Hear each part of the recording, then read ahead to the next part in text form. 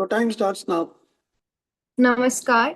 मेरा नाम सिमर है और आज मैं सिकल सेल रोग की आणविक रोग जनन प्रक्रिया प्रस्तुत करने जा रही हूँ। सिकल सेल रोग एक सामान्य वंशानुगत हीमोग्लोबिनोपैथी है जो बीटा ग्लोबिन में एक बिंदु उत्परिवर्तन के कारण होती है, जो डीऑक्सीजनेटेड हीमोग्लोबिन के पॉलीमराइजेशन को बढ़ावा देती है, जिससे क्रॉनिक हीमोलाइसिस, माइक्रोवैस्कुलर ऑक्लूजन, उत्क्रो को नुकसान होता है। यह सब एचबीएस अणु की प्रवृत्ति से उत्पन्न होता है, जब डीऑक्सीजनेटेड होने पर बहुलक में ढेर हो जाता है। अब हम इसके आनुवांशिक आधार को जानेंगे।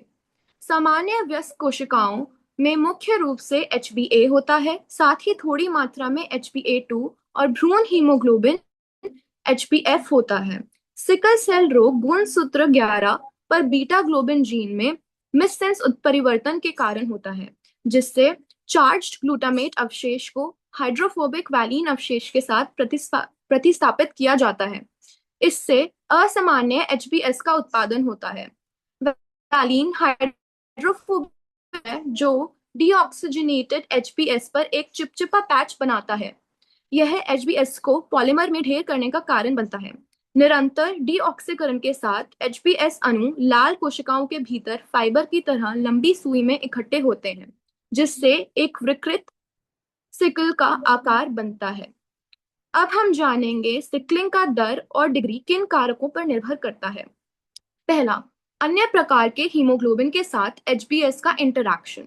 एचबीएफ और एचबीए की उपस्थिति एचबीएस पॉलिमराइजेशन को रोकती है, जैसा कि सिकल सेल ट्रेट वाले लोगों में देखा जाता है और शिशुओं में देखा जाता है। दूसरा, मीन सेल हीमोग्लोबिन कॉन्सेंट्रेशन। उच्च कॉन्सेंट्रेशन डीऑक्सीकरण की अवधि के दौरान एकत्रीकरण और बहुलक की संभावना को बढ़ाती है।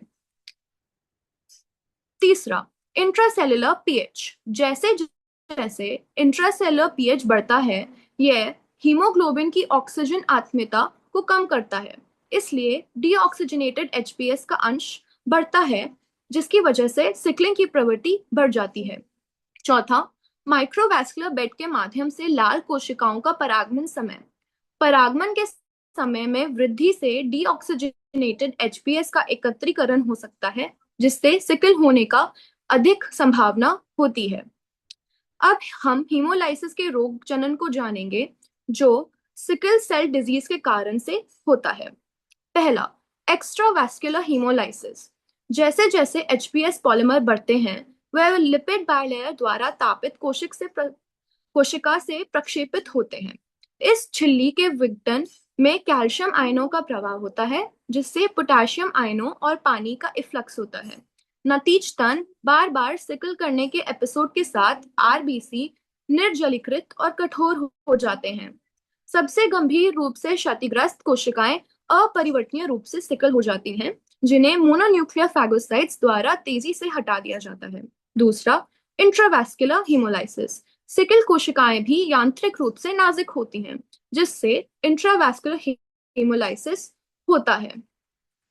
अब हम जानेंगे माइक्रोवैस्कुलर ऑक्लूजन के बारे में।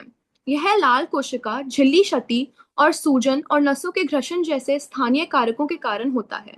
जैसा कि सूजन में देखा गया, आसंजन अणु विनियमित हो जाते हैं, जो माइक्रोवैस्कुलेचर के माध्यम से परागमन के दौरान सिकल लाल कोशिकाओं को गिरफ्तार कर सकते हैं।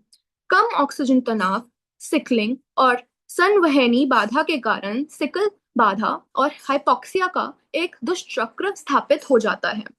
निष्कर्ष, sickle cell anaemia beta globin gene में एक बिंदु उत्परिवर्तन के कारण होता है, जो असामान्य हीमोग्लोबिन एचबीएस का उत्पादन करता है। डीऑक्सीजनेटेड स्थितियों में एचबीएस लाल कोशिका सिकल, शिल्ली क्षति और अपरिवर्तनीय सिकल कोशिकाओं को बहुलक बनाता है। सिकल्ड आरबीसी हीमोलाइसिस और वैसो ओक्लूजन का कारण बनते हैं। बार बार संवहनी बाधा से प्रगतिशील अंग क्षति होती है।